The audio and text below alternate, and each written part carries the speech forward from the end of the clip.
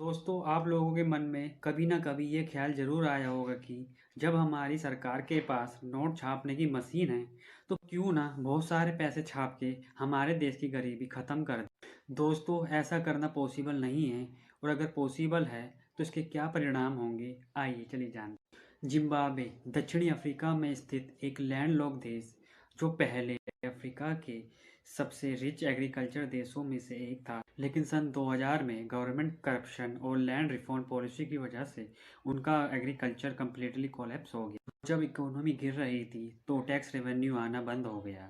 तब Zimbabwe government ने salaries देने के लिए, गवर्नमेंट स्कीम चलाने के लिए और डेवलपमेंट के लिए नोट छापने का डिसीजन लिया। प्रिंटिंग प्रेस फुल स्पीड से चलने लगी और जिम्बाब्वे गवर्नमेंट ने 1 मिलियन, 100 बिलियन और 100 ट्रिलियन के नोट छाप डाले। एकदम से इतने सारे पैसे छापने की वजह से लोगों के पास बहुत सारे पैसे आ गए। अब चीज़ें कम थी और पैसे ज़्यादा। पैसों की वजह से गुड और सर्विसेज के प्राइस बहुत बढ़ गए थे। अब लोग बेसिक चीज़ों जैसे चीनी, दूध, ब्रेड को खरीदने के लिए ठेलों में पैसे भरकर दुकान पे जाते थे। डिमांड सप्लाई बुरी तरीके से इम्बैलेंस हो गई थी और इसलिए जिम्बाब्वे सरकार ने 2009 में अपनी करेंसी ऑफिशियली बंद कर दी।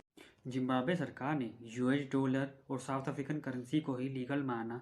उन्होंने अपने लोगों के बैंक बैलेंस को जीरो कर दिया और उन्होंने करेंसी सिस्टम को पूरी तरीके से रीसेट कर दिया। दोस्तों, किसी देश की गरीबी तब हटती है जब वहाँ की सरकार एजुकेशन और स्किल्स को इम्प्रूव कराती है, एग्रीकल्चर को स्ट्रॉन्ग करती है और जॉब्स क्रिएट करती है। तो दोस्तों, जिम्बाब्वे मनी प्रिंटिंग क्राइसिस से हमें यह मैसेज मिलता है कि मनी प्रिंटिंग गरीबी नहीं हटाती है, बल्कि इकोनॉमी बर्बाद करती है।